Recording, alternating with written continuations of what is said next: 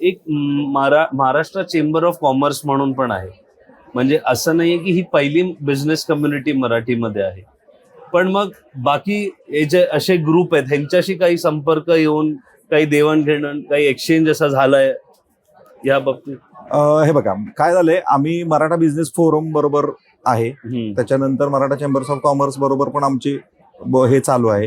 नंतर BBNG म्हणून एक ग्रुप आहे, त्याच्याबरोबर आम्ही असोसिएट आहे. त्यामुळं आम्ही असं म्हणतो की ज्यांना नेटवर्किंगच्या प्लॅटफॉर्मवर जायचंय ना जावा, पण सॅटर्डे क्लबमध्ये तर तुम्ही आला ना तर ऍक्च्युली ते कम्पॅरिझन होते. कारण सॅटर्डे क्लबमध्ये आत्ता अजून बाकीचे जे मराठा बिझनेस फोरम आहेत किंवा BBNG आहेत, आत्ता त्यांना ते स्ट्रक्चर मिळत चाललं. सॅटर्डे क्लबचं कसं झालंय, 6,500 आणि व्याप्ती कशी बाहेर 3-4 राज्यामध्ये पसरलाय. एका देशामध्ये आज सॅटर्डे क्लब मीटिंग चालू आहे. त्यामुळं ऑलरेडी त्याची व्याप्ती वाढल्यामुळं प्रत्येक सेक्टर मधला आणि प्रत्येक स्किल नॉलेज आणि टॅलेंटचा मेंबर सॅटर्डे क्लब मध्ये आहे. एक मला विचारायचं होतं की वाईट एक्सपिरियन्स पण आले असतील काही लोकांनी ज्यांनी फायदा, आज एक कुठली चांगली गोष्ट असते फायदा घेणारे लोक पण येतात. हे का विचारतोय तर असं कोण विचार करून जर येणार असेल तर त्याला आधीच आपण चेतावणी देऊ की हे चालणार नाही.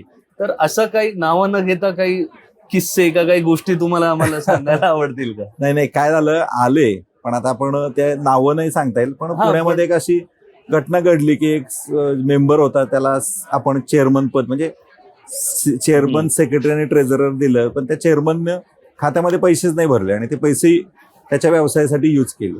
मग आमचं एक ग्रीव्हन्स हे आहे, फोरम आहे. मग आम्ही त्या ग्रीव्हन्स मध्ये त्याला बोलवून त्याच्याकडून वसुली करून त्याला परत टर्मिनेट करतो, परत त्याला आयुष्यात मेंबर म्हणून करत नाही. तर हे बघा, संस्था म्हणलं ना ते तर चांगल्या गोष्टी आणि वाईट गोष्टी होणारच. नाही बरोबर आहे, म्हणून ते सांगणं पण गरजेचं आहे. आणि एक हे मला खूप आवडलं, मराठी व्यावसायिकांचं आहे तर जर चोरी काही केली तर वसूल करायची ताकद पण. येस. कारण तुम्ही बघा ना, कोल्हापूर, पुणे, सातारा हा पश्चिम महाराष्ट्रात ऍव्हरेज नाही म्हटलं तरी तुम्हाला मी सांगतो 140 चॅप्टर आहे, सॉरी 100 चॅप्टर आहेत. 100च्या आसपास चॅप्टर आहे म्हणजे या सगळ्या भागात.